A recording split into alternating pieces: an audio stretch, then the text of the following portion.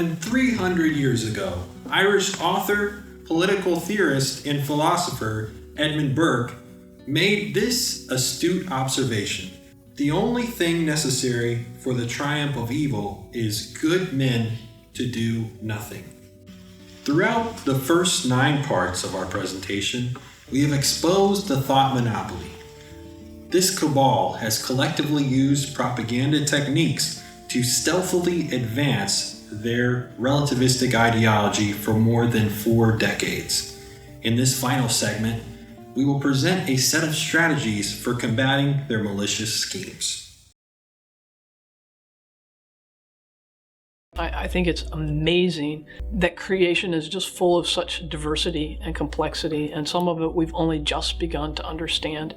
And the things that we can learn that could help us not just understand the world better, but to help us care for the environment better, to help us care for one another and to care for ourselves, to help mitigate some of the destruction that we see in the environment, or help mitigate human suffering or disease. I think it's such a noble and interesting and challenging and stimulating pursuit, and we'll never know all there is to know. Right. So I would encourage them to pursue science, to be curious, to ask questions every time they have the opportunity to ask questions, to never think that they need to know something just because they're a senior in high school, or just because they're a freshman in college, or because they're almost a college graduate, or because they're a graduate student. To never take the opinion with them that I'm expected to know already, but to always take with them this is my opportunity to ask questions in an environment of learning and discovery.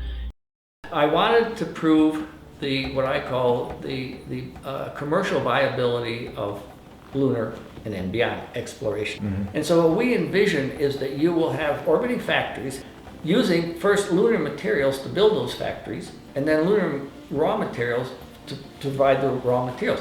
Then you can bring back these high value products.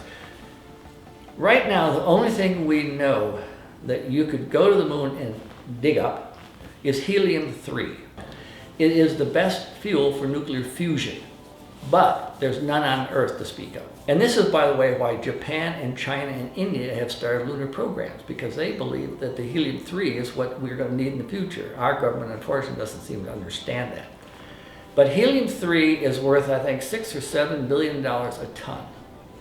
And it's the only thing that you could go to the moon, get it, and bring it back and make a profit. You can also use lunar material, silica, which there's plenty on the moon, to make huge solar arrays, get electricity, microwave it down to microwave antenna on Earth, and provide the Earth with energy.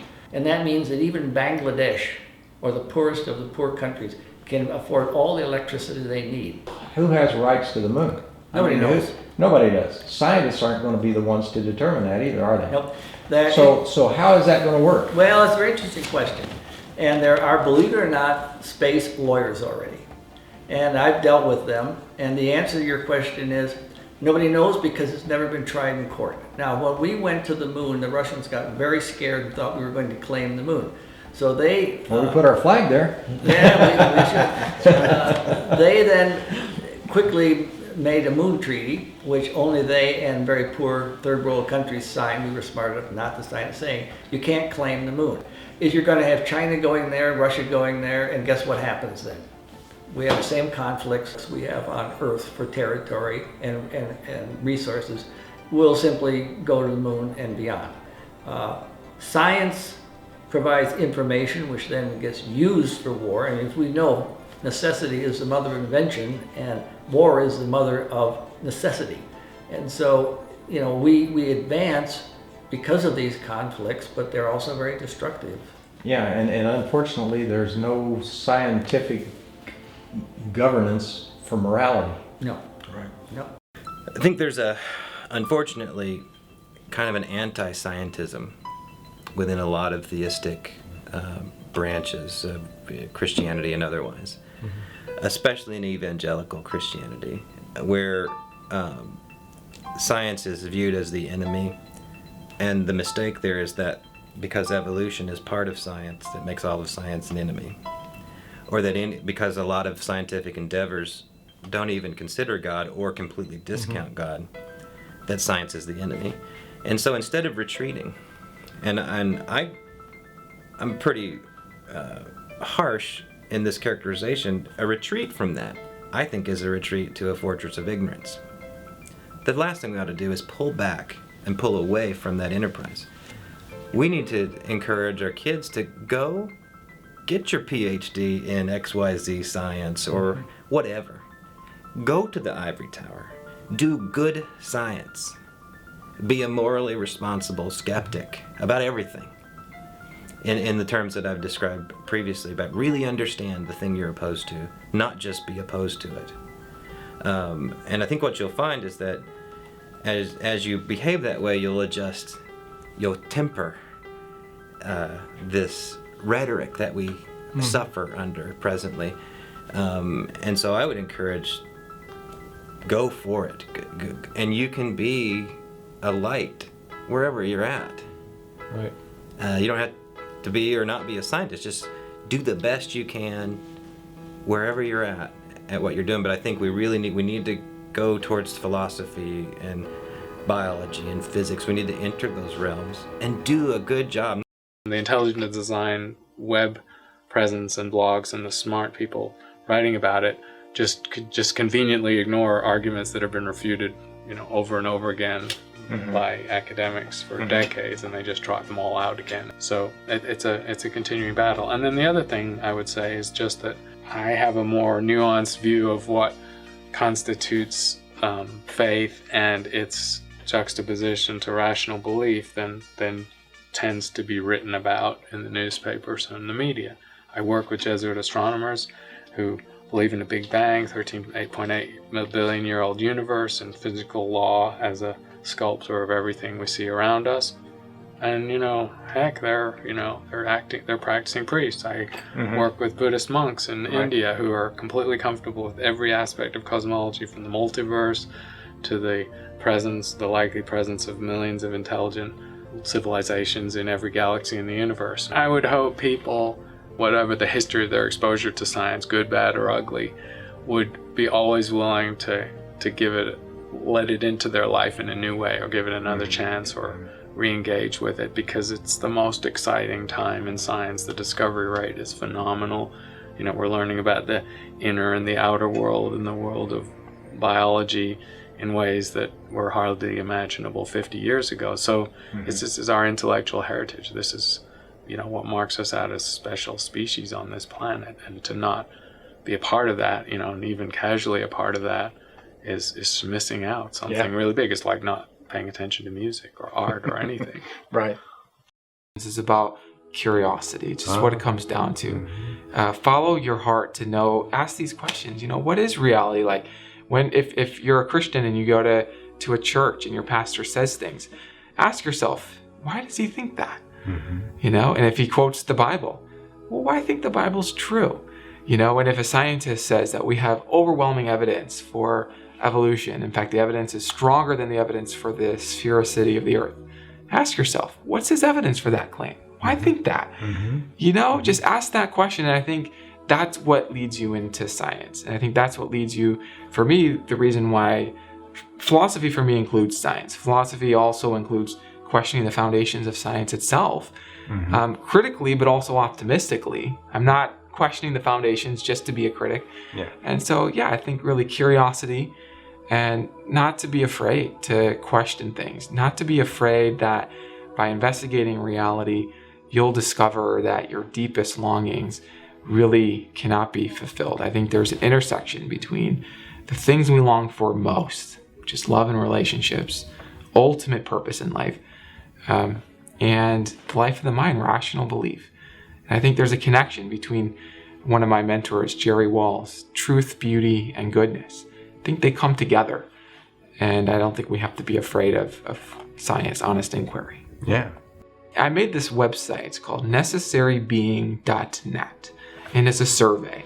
And it asks people what they think about various things. And then from their answers, it produces an argument for the existence of an eternal, necessary thing that can cause other things to exist. And so there is this logic called modal logic. Oh. And it's just the logic of necessity and possibility. For example, there's this axiom that says if something's necessarily true, then it's true. Seems intuitive enough. And so people have codified these axioms into a system of modal logic in the last 60 years. And then using this logic, we've been able to develop new arguments for a necessary eternal creator. A comment that was made earlier in one of the interviews that we did with a microbiologist. And he said there's frankly much more evidence for evolution, the big evolution, than there is for the fact that the Earth goes around the sun. And so I just thought, wow, I never really thought there was even any dispute that the Earth went around the sun in modern day. But yet only a third of the population of the United States believe in evolution with a big E, according to surveys. So what would you say to that comment? How would you respond? I have a couple of responses, and one is I'm not surprised that a microbiologist would take that perspective. Absolutely critical to define terms when you start to discuss something, especially something as packed as evolution. And so evolution, at a very basic meaning, means change over time. Right. And we can use that all the time, even in the way that we refer to life in general. You know, my thinking on this particular topic has evolved, or my understanding of this particular political situation has evolved. It's changed over time. And so basically, when we use evolution as scientists, or when it's used in that context of science and the evidence for evolution, we need to understand that there are different types of evolution, and not all evolution has been scientifically proven or evidenced. So there's chemical evolution, the creation of life, abiogenesis, from chemical starting blocks. Naturalists think that that will be shown one day, but the evidence to date, there is no evidence that supports chemical evolution, the beginning of life from chemical or biomolecular starting components.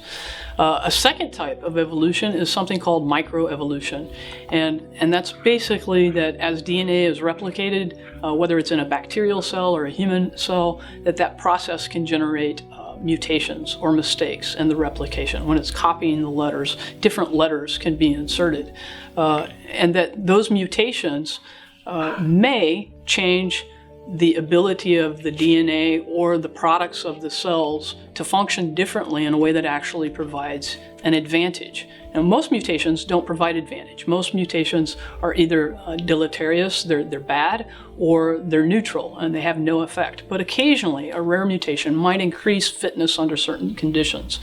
And that cell that is under those conditions will then have a replication advantage. That's the part of that natural selection process that evolution refers to. So it's mutation with natural selection that develops increased fitness. We observe that type of evolution change, which is called microevolution, in microbial systems like bacteria and archaea and viruses all the time. And when we see it and we measure it and we evidence that in microbial systems, that microevolution is often referred to as microbial evolution. And we have great evidence that microevolution occurs. We have great evidence that microbial evolution occurs. And similar to microevolution is the ability of a species to adapt to a changing environment. And those changing environments can actually lead to picking out those micro changes, those mutations, and that can actually have shifts in the way that species adapt to particular niches or environments. And that's something called speciation. And speciation is another example of microevolution, but at an organismic level. And so speciation, by most people, would not call into contention the idea that evolution and speciation is in question. Most scientists believe that that's evidenced as well. Now, the fifth type of way that you can use the word evolution is something called macroevolution, and that's that over time, those micro changes that account for speciation can actually account for the change of one population of species into a different, very distinguishable other kind of population of species. So that's sort of back to the Luca, that we all had one common ancestor, and from that one single cell common ancestor, we see all of the diversity and all of the complexity of all living things, from plants to whales to guppies, to frogs, to dogs, to humanity, that macroevolution is not evidenced as well either. So the microbiologist who says we have more evidence for evolution than we have that the Earth revolves around the sun, I would say we have a lot of evidence for 3 of those kinds of evolution: for microbial evolution, for microevolution, and for speciation. But for 2 of those, we don't. And macroevolution is just not microevolution on a larger scale. Yeah. The challenges are much more complex to that, and the mechanisms that are required are much more intricate and complex than anything we've come close to identifying scientifically. In review, we have tried to demonstrate that everyone from children to adult professionals has beliefs. However, not all belief systems correspond with reality. Before watching our film, you were probably unaware that a thought monopoly was shaping your belief system. They are using rhetoric to monopolize our thoughts. Ostensibly, their purpose is to save planet Earth from destruction. Their strategy is to unify humanity through belief in scientism and postmodern philosophy. At this point, you might be wondering what can be done. Is there a solution? Actually, there is a treatment for thought monopoly indoctrination. Awareness is the first step. Hopefully, we were able to bring you up to speed with some solid facts. Step 2 is to take action. And here's what I mean. You might have heard this catchy phrase, every student needs to have critical thinking skills. Exactly. Who could disagree with that mantra? But are students getting these skills?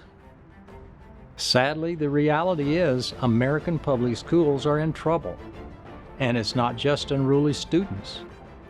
During the volatile 1970s and 80s, school administrators tried to restore order and civility on their campuses. Their goal was to help children develop morals. So public schools adopted and taught values clarification. But whose values were being taught? Well, it turns out this curriculum is rooted in existentialism, an atheistic philosophy. Not surprisingly, parents took action. They complained to school boards. Consequently, values clarification failed miserably. Because our government won't tolerate teaching objective moral standards in public schools, scientism became the default philosophy. Textbook writers and educational leaders embraced the rhetoric without reservations. Of course, this became a major victory for the thought monopoly. In defense of public school administrators, they face huge challenges. For instance, poor student performance on standardized tests continues to make news headlines. On the other hand, remember those critical thinking skills everyone knows all kids should have? Well, evaluating those skills is much more difficult and therefore quite costly to implement. Schools are strapped financially. So what happens? Every election cycle, political campaigns crusade for school reform. Thanks to pressures from the thought monopoly, today, bubble sheet testing is still the norm. As you look for ways to take action, this second step might include becoming active at school board meetings. Putting your kids in private school, homeschool, or charter school might also be good alternatives to traditional public schools. Some groups are already taking action. For instance, the Lehman Academy of Excellence provides classical education for kinder through 8th grade learners. Their science classes are heavily focused on the Socratic method of giving the scholars foundational information and then asking questions that encourage critical thinking and assessment skills. Similarly, some schools have adopted the International Baccalaureate program. To learn more about the International Baccalaureate program, we went to Cholla High School in Tucson, Arizona. There, we met with Catherine Jensen, the IB coordinator. So it's an international program, very popular in every other country. Started by a bunch of diplomats who got together and wanted a consistent curriculum as they moved to different countries. So it's a full K-12 continuum. The tie that binds it all is something called the learner profile. There's 10 traits that they want students to work on and ultimately embody through the program, from balance, reflective, communication, different things like that. So how can you best present the curriculum in a way where students can be inquirers and critical thinkers? So the U of A now gives credit for our IB courses. The IB diploma program actually has a specific scholarship at the U of A. Wow. They grow within the program as critical thinkers, absolutely. There's no sheet or notes or lecture that we just gives them that rote information that they just regurgitate. Is epistemology one of those groups?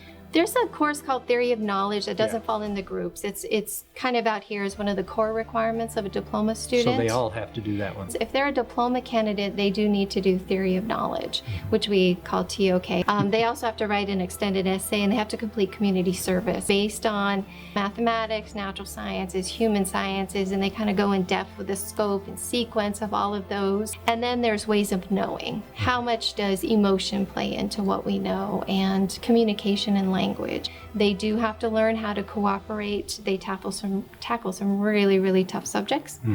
And then at the end, their IB assessment is an essay of these prescribed titles that IB generates. The student can pick from 6, and they're just really heady. And so the student really has to draw from knowing about Jacob's ladder and knowing different kind of philosophical things and how they personally know, because IB wants to hear about their experiences, and just integrate that. So do they learn how to formulate logical arguments? They do. Okay. Yeah, and fallacies and all of those that's things. good. Yeah. Now it's really woven throughout everything. So then they're obviously not graded with a bubble sheet. There's a long process to become an IB World School. To do it with fidelity, it can't be done with a bubble sheet. The college and university of your choice also wants to see that you took the most rigorous courses. What would you like to tell parents about the health of public education in America today, Wow. from your perspective? I struggle a lot with where education is going. My children are both middle school age. I myself have opted to do Montessori and STEM just because it really engages them and they enjoy school. Students, we put the fences up and all this kind of stuff, and the student gets to school and they're like, I don't know that I want to be here. Yeah. It saddens me in some way when I look at the state of education, but at the same time, I love my job. I love what I do. I'm very proud of the program we offer. I think it's very much on the other side of the pendulum of the standardized test. I've seen the growth that these kids have made. That's what it should be about, versus memorization and making a certain mark. Ultimately, critical thinking skills enable a person to know whether or not their belief system corresponds with reality. These skills are necessary for rational decision making. Critical thinking skills enable a person to objectively evaluate information based on solid facts. Consequently, these skills provide the cure for thought monopoly indoctrination. Now for some closing thoughts. As you have seen, there is virtually no conflict between scientific knowledge and biblical worldview. However, the thought monopoly has proclaimed scientism as the supreme metaphysical fix for saving our fragile planet and human life itself. Remember those boundary questions? We have shown you that the philosophy of scientism cannot explain what came before the Big Bang. How did chemical elements come to life? How consciousness arose and where it resides in the brain? Scientism also denies these realities. Our cosmos is finite. Our cosmos is the result of an uncaused cause. Our human spiritual existence is eternal. We can personally know absolute truth and the moral lawgiver. Therefore, based upon our interviews and research, there are basically only 2 cultural and metaphysical differences that are at odds in America today. Belief in scientism and human intellect alone, or belief in the laws of nature and a moral lawgiver.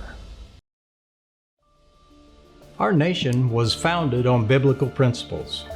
Some of those principles include the inalienable rights of every person. To be clear, even intellectuals interpret reality based upon belief systems.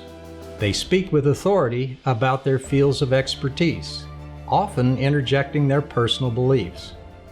We also expect some critical thinkers to disagree with elements of this documentary. And we welcome their respectful logical arguments. No matter what worldview a person clings to, they can potentially become dogmatic. Instead of engaging in civil discourse, dogmatic people will typically resort to insults, name-calling, and/or false rhetoric. They may even become violent when the efficacy of their ideology is challenged.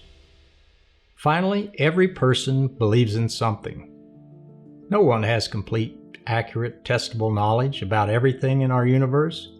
Therefore, we should all remain humble and open to respectful viewpoints. At the end of physical life, I believe each and every one of us will experience absolute truth. Therefore, before leaving Earth, we should be able to answer 3 pivotal questions. What do I believe? How do I know what I claim to know? Does my knowledge correspond to reality?